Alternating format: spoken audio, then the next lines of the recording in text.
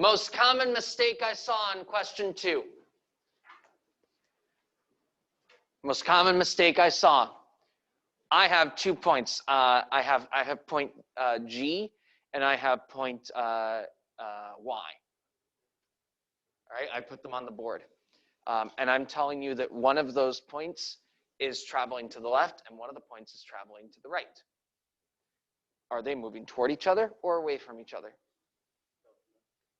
Don't know. Why? Because if the one on the left is going to the left, then it's going away, but if the one on the left is going right. Yes.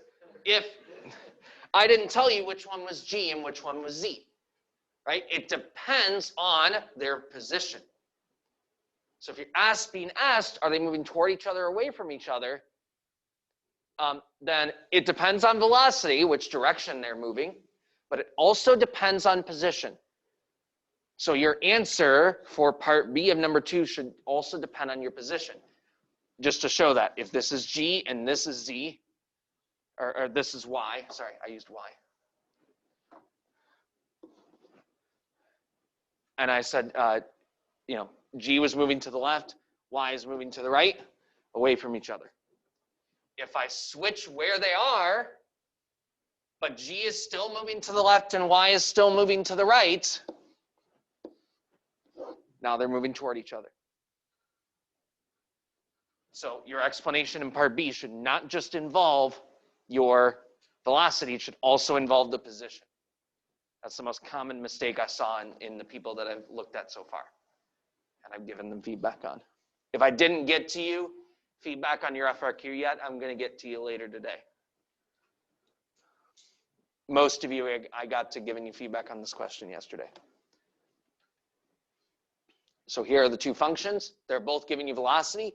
So when part A asks about position, the biggest thing overall, pay close attention to which function you're being asked about. Are you being asked about the integral, the derivative, or the original function? That's like the first thing that should pop in your head on a lot of these types of questions. So velocity was what you were given. So since I know those are velocity, when part A says find a position, don't just plug it into this function because it ain't the position. It's the velocity. So if I have velocity, I want to get back to position, that's an integral. Using the initial condition, there's your answers. Most people got that. Here's the work on part B, and here's my very fancy diagram demonstrating that velocity at 1 is positive, velocity of Q is negative. So P is moving to the right, Q is moving to the left, and from these positions I found in part A, P is to the left of Q. So that means that they are moving toward each other. Part C, it asked, is the speed increasing or decreasing? That means we're speeding up or slowing down. Remember, speeding up or slowing down, we need to check velocity and acceleration. Velocity and acceleration at those 2 points. And in this case, velocity is negative and acceleration is positive. So that means we are moving to the left but being pushed to the right.